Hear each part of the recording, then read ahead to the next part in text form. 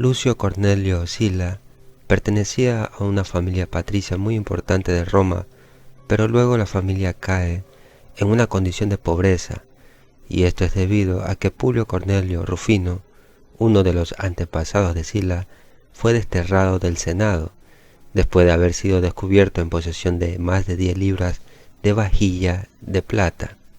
A partir de entonces la familia de Sila no alcanzó los cargos más altos del Estado. Su padre pudo haber servido como pretor, pero los detalles no están claros. Su padre se casó 2 veces y la madrastra de Sila era de una riqueza considerable, lo que ciertamente ayudó a las ambiciones del joven. Se menciona una historia tan falsa como encantadora. Relata que cuando Sila era bebé, su nodriza lo llevaba en brazos por las calles, hasta que una mujer extraña se le acercó y le dijo: «El niño será una fuente de suerte para ti y tu estado». Después de la muerte de su padre, Sila se encontró empobrecido. Podría haber sido desheredado, aunque era más probable que su padre simplemente no tuviera nada que dejarle.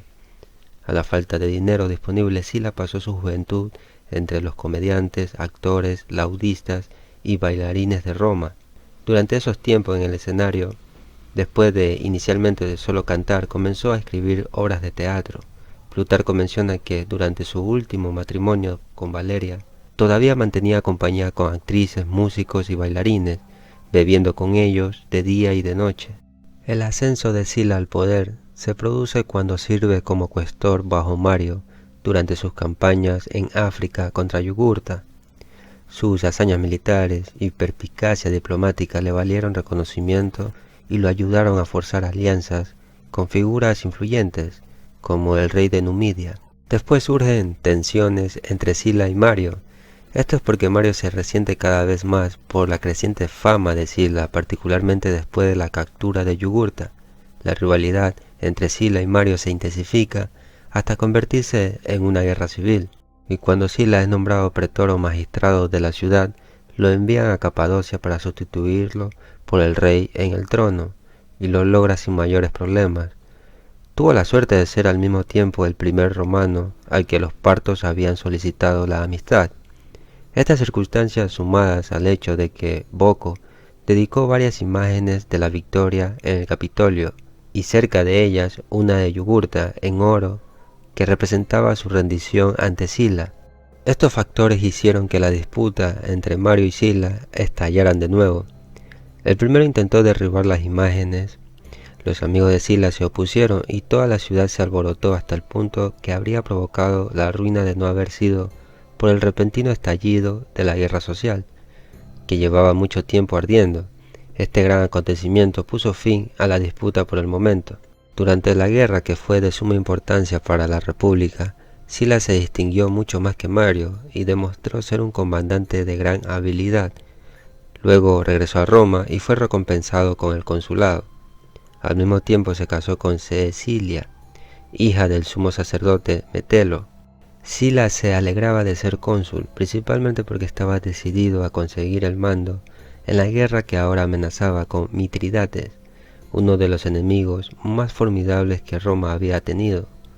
Pero tenía un rival en Mario, que aunque era un hombre viejo, estaba tan lleno de ambición como siempre, y mientras Silas estaba en el campamento para arreglar algunos asuntos, consiguió que Sulpicio, una de las figuras más malvadas que jamás haya vivido, se uniera a él para crear un disturbio y promulgar a punta de espada las leyes que convenían a sus propósitos. Mario se hizo comandante del ejército, ejecutó a muchos de los amigos de Sila y ordenó que sus casas fueran saqueadas, y con la ayuda de Sulpicio consiguió que el Senado estuviera completamente bajo su control. Envió luego 2 pretores a Nola, donde Sila estaba acantonado con su ejército, para anunciar el cambio.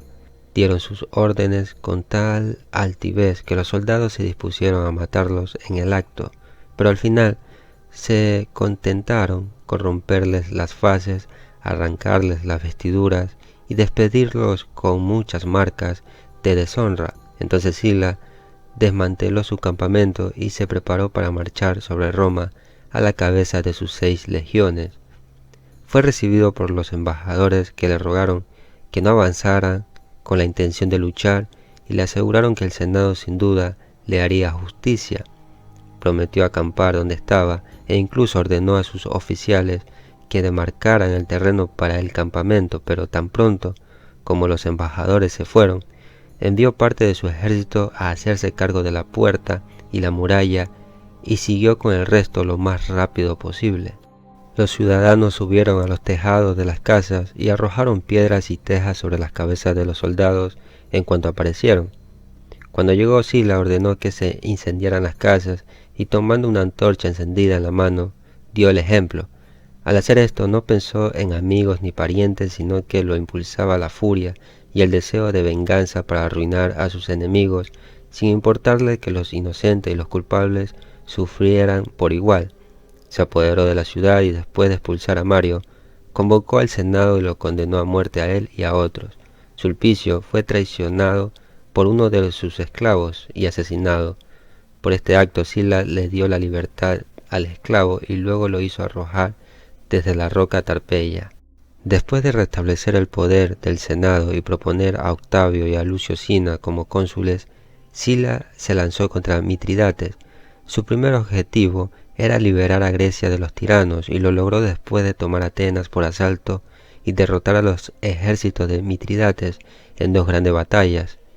Luego se firmó un tratado de paz, ya que Sila estaba muy ansioso por regresar a Roma, donde Sina estaba cometiendo actos de violencia tan terribles que muchas personas importantes habían acudido a su campamento en busca de protección.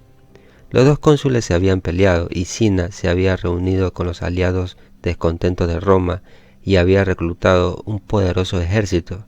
Entonces Mario, que había huido a África, al enterarse de los problemas, regresó a Italia, se unió a Sina y con una inmensa horda de ladrones y rufianes de todas las partes de varios países avanzó sobre Roma.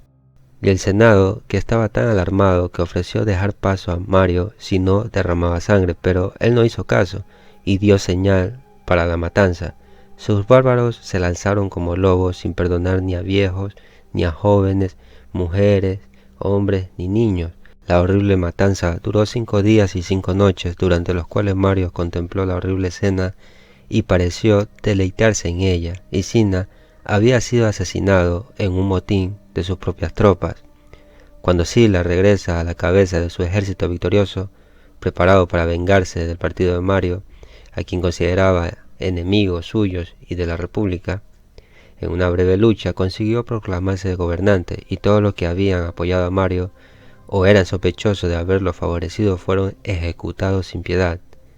Temiendo que alguno escapara, Sila incluso hizo una lista de aquellos a quienes había condenado a muerte y puso precio a sus cabezas.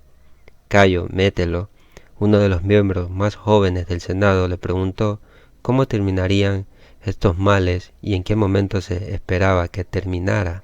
A lo que responde: no te pedimos que perdones a quienes hayas decidido destruir, sino que despejes la duda de quienes te plazca perdonar. Sila responde: todavía no sé a quién perdonar. Entonces dinos, ¿a quién pretendes castigar?, dijo Mételo. Sila consintió y sin consultar a ningún magistrado condenó inmediatamente a 80 personas. El pueblo romano se indignó mucho por tal atropello, pero sin hacer caso de ello, Sila condenó a 220 al día siguiente y a otros tantos al día siguiente. En un discurso al público tuvo la desfachatez de decir que había publicado todos los nombres que se le ocurrieron, pero que los que se le habían escapado de la memoria debían publicarse más tarde. Fue más allá en su crueldad y dictó una ley por la que se condenaba a muerte a todo aquel que diera cobijo a un proscrito, sin excepción, por muy cercano que fuera al parentesco. Al que matara a un proscrito se le prometía una recompensa de 2 talentos, aunque fuera un esclavo el que matara a su amo o un hijo a su padre.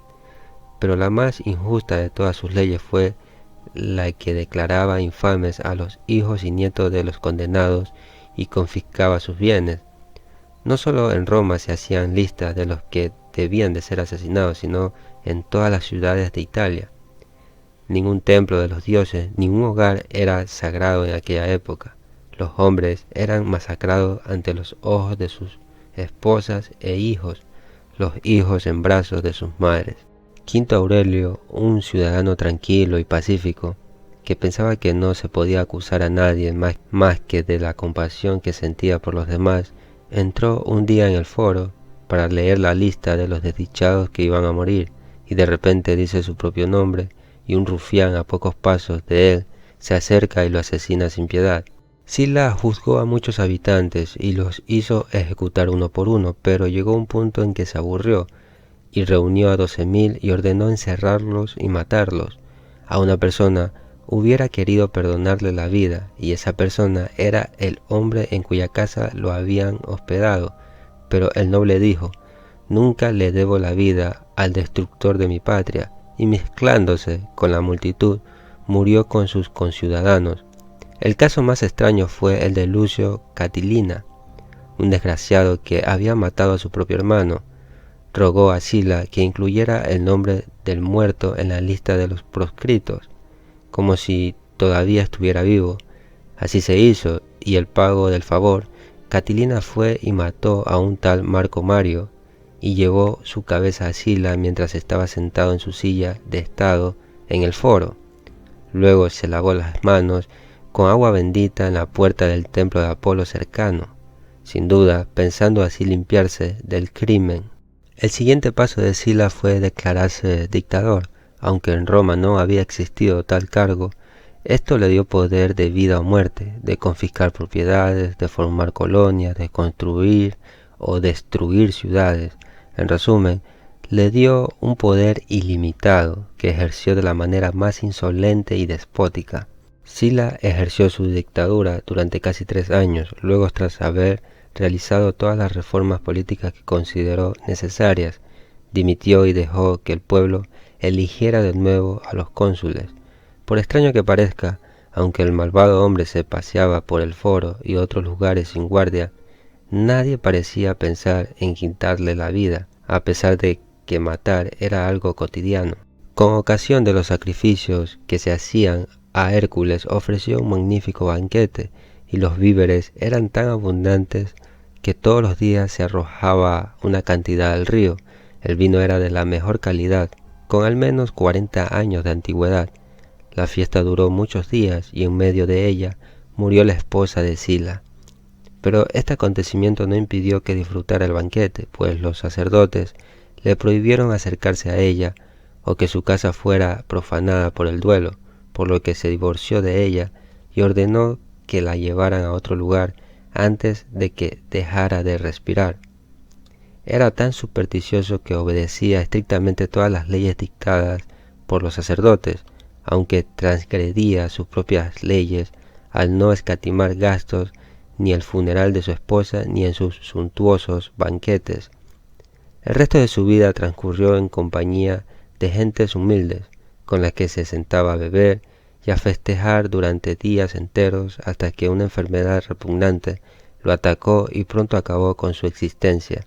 Un día antes de morir hizo estrangular a un cuestor junto a su cama, porque éste quería quedarse con el dinero que se debía al Estado, con la esperanza de que cuando Sila muriera no se vería obligado a rendir cuentas. Sila tenía 60 años y había terminado el 22º libro de su autobiografía justo 2 días antes de su muerte. Algunos de sus enemigos intentaron impedir que tuviera los honores habituales del entierro, pero el Senado intervino y su funeral fue el más suntuoso que se haya visto jamás en Roma. En cuanto a las comparaciones, Plutarco describe a Lisandro y a Sila como grandes líderes militares, pero sus victorias acaban poniendo en peligro sus propias ciudades debido al papel de liderazgo y la moral en la vida pública. La conquista de Atenas por parte de Lisandro aumenta drásticamente la riqueza y el poder de Esparta, mientras que las victorias de Sila en África y Asia Menor continúan la expansión constantemente del Imperio Romano. La victoria de Lisandro sobre los atenienses es una bendición mixta, ya que el aumento resultante de la riqueza y el poder de Esparta trae consigo corrupción. Los métodos cuestionables de Lisandro también causan problemas a los espartanos en el futuro, lo que conduce a tensiones crecientes con otras ciudades de estado, sobre todo griegas, así como el poderoso imperio persa. Las victorias de Sila, asimismo, causaron graves daños a Roma, ya que Sila fue uno de los primeros generales romanos en darse cuenta de que podía utilizar las numerosas y bien entrenadas tropas estatales bajo su mando como un ejército privado. Fue aprovechándose de la lealtad de sus soldados hacia él. Además, Sila pudo arrebatar a Roma a sus enemigos políticos y hacerse nombrar dictador. La toma violenta de Roma por parte de Sila también condujo a un baño de sangre durante las proscripciones, en la que hizo asesinar o expulsar a sus enemigos. Tanto Lisandro como Sila fueron producto de gobiernos o sistemas políticos disfuncionales. Es cierto que ambos hombres se aprovechan de los problemas que aquejan a sus estados para acumular un poder sin precedentes, pero ambos también intentaban hacer algo para corregir esos problemas.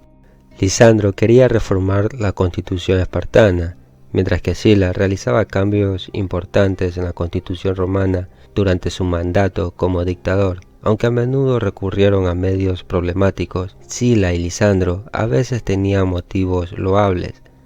La muerte de Lisandro es particularmente notable, ya que su pobreza en el momento de su muerte demuestra a los espartanos que no buscaba engrandecimiento personal, solamente quería que Esparta sea rica y poderosa.